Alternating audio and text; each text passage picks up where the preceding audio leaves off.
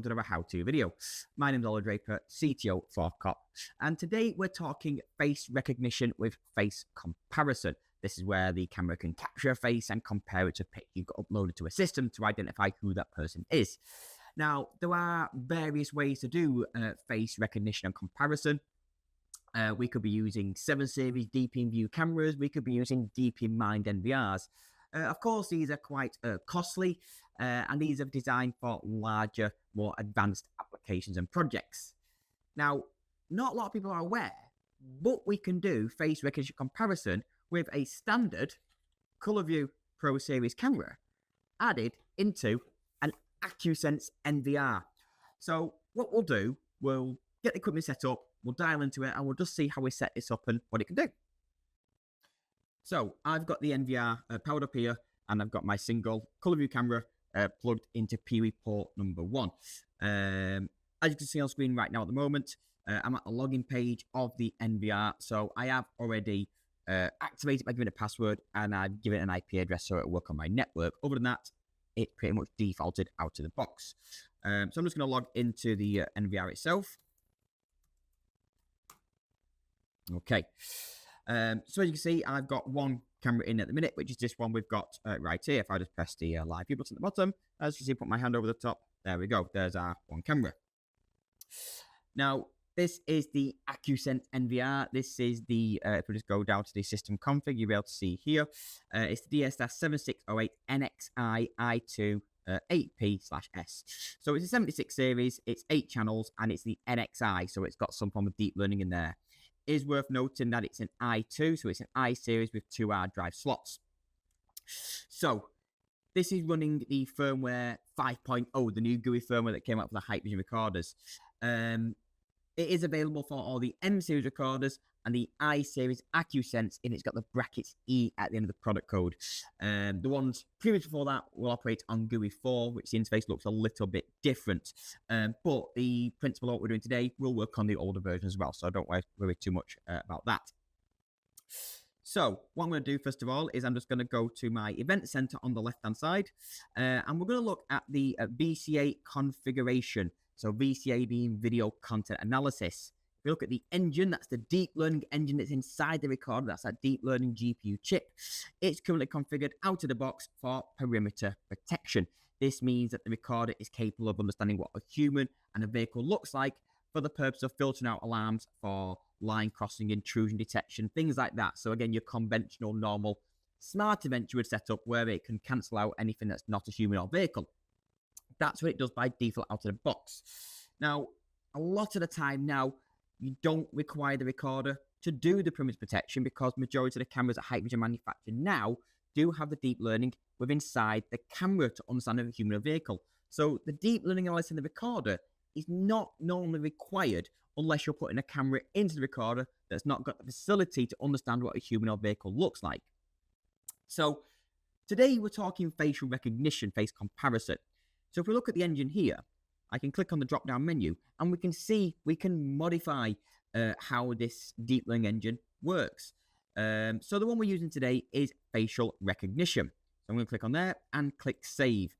It's saying it's switching the one engine to work. This will unbind the engine and the channels. That just means if I've got the deep learning engine enabled for other channels doing the other stuff, it will turn it off, which is fine because we're not actually doing that at the minute.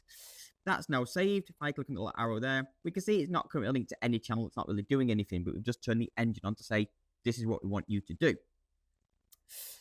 Now, this leads on to the next bit, the AcuSense camera. The AcuSense technology is inside the camera. So this is a ColorView one, whether it's a smart hybrid light or the G2 series of cameras that Hikvision do in the Pro series, all have this AcuSense technology in there as well.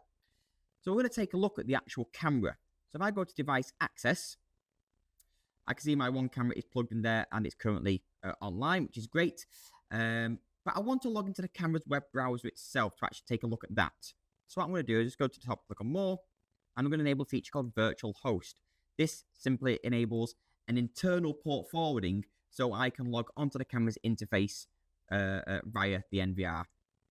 So now I've just done that. If I just quickly refresh that page, if I go on the top here now, I've got a little link there. Click on that link, and I'm straight into the browser page of the camera itself.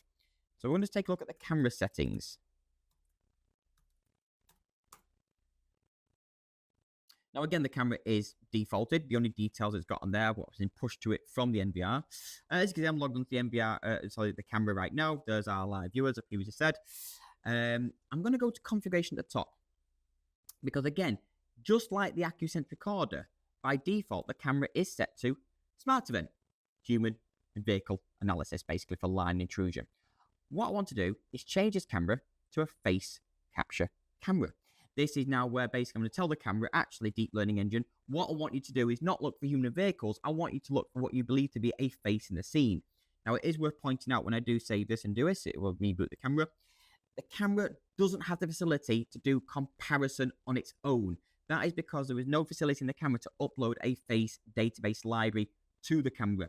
All we're doing here is telling the camera, look for these shapes, eyes, nose, mouth, head and shoulders, the rest of it. That is a face. And we want you to present that to the recorder. That's basically all we're telling the camera to actually do. Now, of course, we'll change the deep learning engine. When we do it in a camera, it does require to reboot. So we'll just get a moment to reboot, and then we'll go back to the NVR. Okay, that camera's rebooted. I did skip that bit of the video while I was waiting to reboot. You guys need to sit there and see that. And I'm back in the log page of the camera. Just before we go to the NVR, we're just going to log back in just to make sure that the camera is set up for face comparison. So just log in. And what we should have when we log in now on the bottom left-hand corner is the bit saying face capture. We won't have the facility for line intrusions on the smart event, but we should have the face capture, which is what we've got there, as you can see there on the left. We've got the face capture. If I go into event, normally in our smart event is where we have our lines intrusions. That has disappeared. That's gone now. But what we do have is the face capture parameters. And this is where we can configure the face capture within the camera. So we're going to do it from the NVR, we do it from the camera. But this is just basically we're telling the camera where we want our capture parameters to actually be. So whilst we're here, we might as well do it with the camera. Doesn't really matter which way we do it. So first of all is the overlay and capture. What is going to be displayed on the information? So I do want to display the picture on the target info. Yeah, on the alarm picture. Yeah, let's do that. This is where I can specify what the target picture is going to be. Is it a custom size? Is it going to be just a headshot? Is it going to be a half body shot, a full body shot? What is it going to be? And you can specify what you want that to be. Picture quality, so the initial snapshot of the picture, what's the quality going to be transferred through, low, medium, or high, what the resolution is going to be. Left-hand side there, we've got our shield region. This is where we can block out an area to say, right, in that particular area, don't do anything at all within that area. So we don't have to worry about that right now. Rule, where is our rule going to be? So we've got three main things we need to focus on here. The first one at the top there is our minimum pupil distance. So that is basically the amount of pixels between the center of the two eyes that you're seeing there, essentially. So ID, what's the smallest face we're going to see? Now, what I have noticed is by default after the box in this camera, it's saying 27 pixels. That's quite small. That's basically saying a face can be quite far into the distance. Based on my own experience, the minimum pupil distance ideally should be around about 40 pixels. We shouldn't really be going any smaller than that, really. Otherwise, we're going to not be triggering correctly, or we're getting false triggers at other objects that are not really a face in the scene. So ideally 40.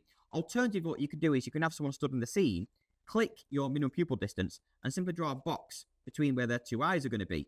And where them two lines at either side you can see on screen there is where the center of their eyes would be. That would be someone who's quite close up to the camera, as you can see. And that's where saying it's 294 pixels. But if we say 40 for today, that would be absolutely fine. And then we also have the maximum pupil distance. Now we can see at the minute it's a bit difficult with these green squares flashing on the screen. What I'll do, I'll just get rid of those. That's just the motion detection analysis doing that. So just get rid of the dynamic analysis, that one. Makes it a bit easy to see what we're actually doing. Okay, back to rule. We've also got our maximum pupil distance. You might be able to make it on screen there. It says maximum pupil distance, and that's from this side of the border there to the middle of the screen, almost, or nearly 2/3 in. So that's quite a large pupil. No one's face is going to have the eyes that close up. It's just ridiculous, to be honest. So again, I can use the box feature and draw the box, say, right, that is the largest face you're going to see in the scene. The eyes are going to be that far apart, basically, which still is a fair, decent size. That's 479 pixels in this case. But again, this is where you just sort of judge it and work out, ideally get someone to stand in the scene where that you want the face captures to actually take place, and then you draw them boxes down the center of their eyes when they're furthest away or when they're closest to the camera, where you want them face capture parameters to be. That's the best way to ideally do that. Once you've set those pupil distances, the final thing we need to do here is set up our area. Where do we want our face capture area to actually be?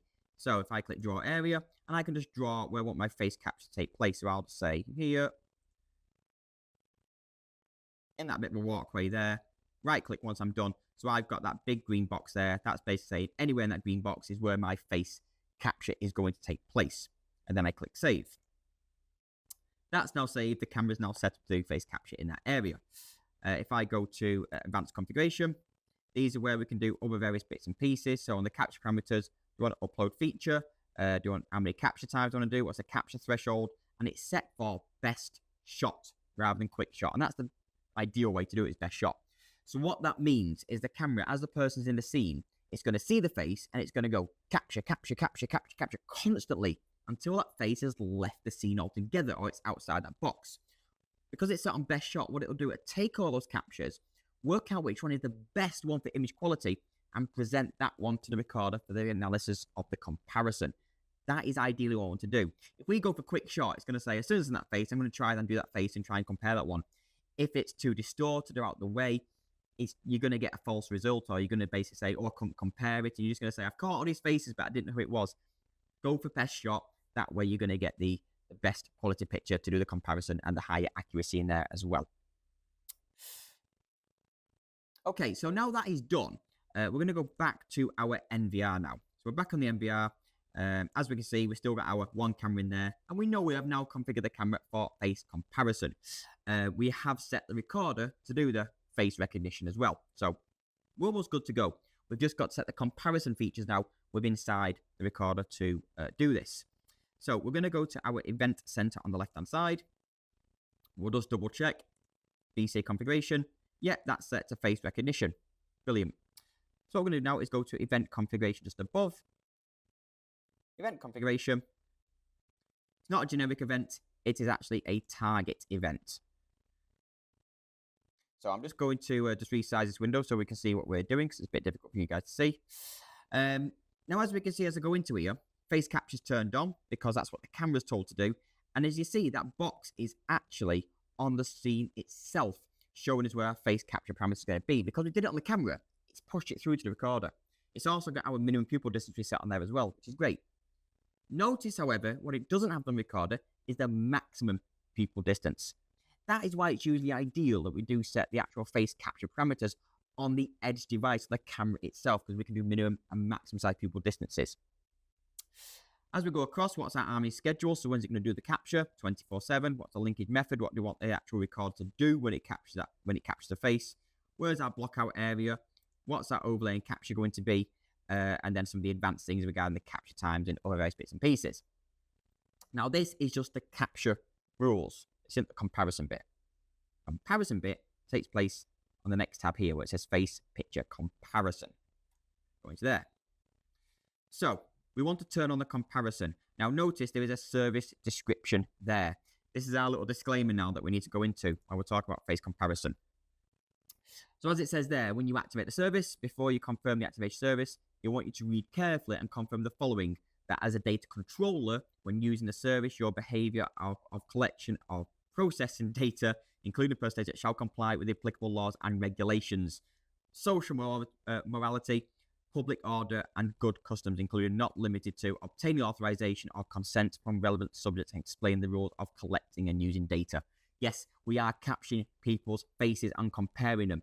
If you are going to use this in a public setting, this might be a retail shop or something where you want to pick up known shoplifters and things like that, you do need to make sure that whoever your data compliance officer has checked legally it can be used, and obviously more legal using, and what you can use that data for. Today, we're showing you how to set up this technology. How you go about using it legally is obviously, of course, down to yourselves. So I'm just going to say got it or got it, never show again. But basically, I'm just saying, yeah, I understand what you're saying. And I'll just save that. So now that feature is turned on. If I go across now, I've got my army schedule. When do I want the comparison to take place? 24/7. When the comparison is succeeded, what do I want the record to do? So I could notify surveillance center. That's like notifying the app or some sort of VMS software. Get the NVR to do a buzzer. We'll do that so we can hear it quite clearly when it's doing that. If comparison is failed, again, same sort of things we can do. And which library are we linking it to?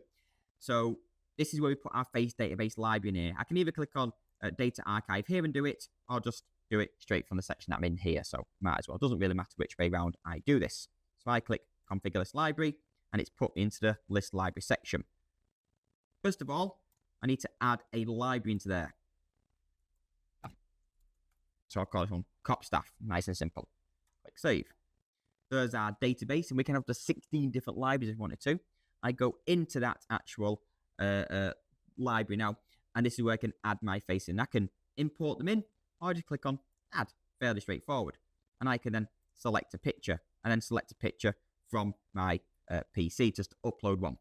So for today, what I'm going to use is I'm going to use the webcam that's in my PC just to take a picture and use that one as my stock picture.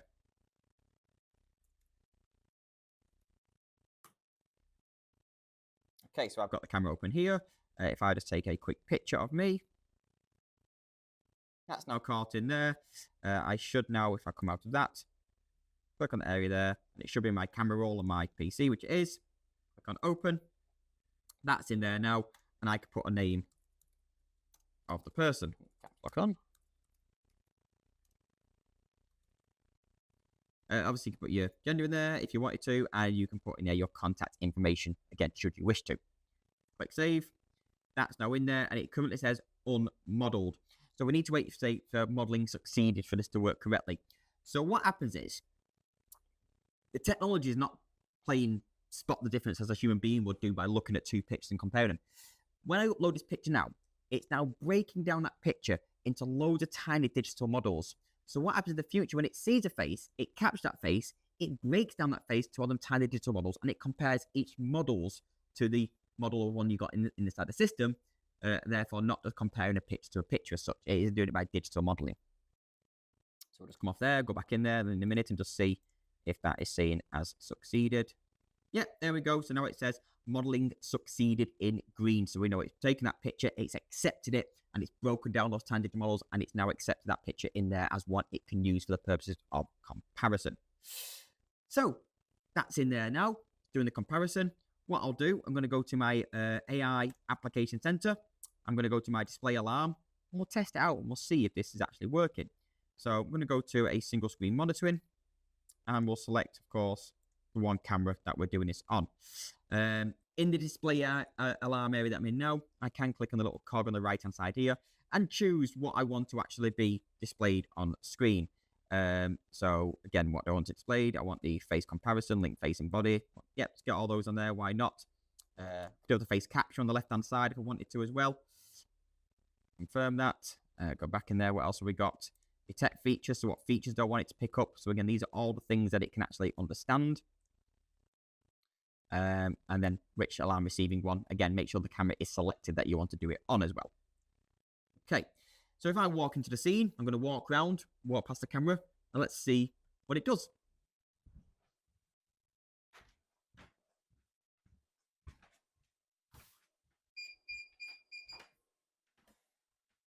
So as we can see, when I walked into the scene, we got the beep from the recorder, we got the caption on the left-hand side, and we're even getting the what it caught and what the stock picture it compared it to. It says there that the person was male and that they were an adult. We've got some grayed out bits here, which are saying not wearing glasses and not wearing a face mask. So what I'll do, put some glasses on, walk through, see what it does then, see if it still picks up my face.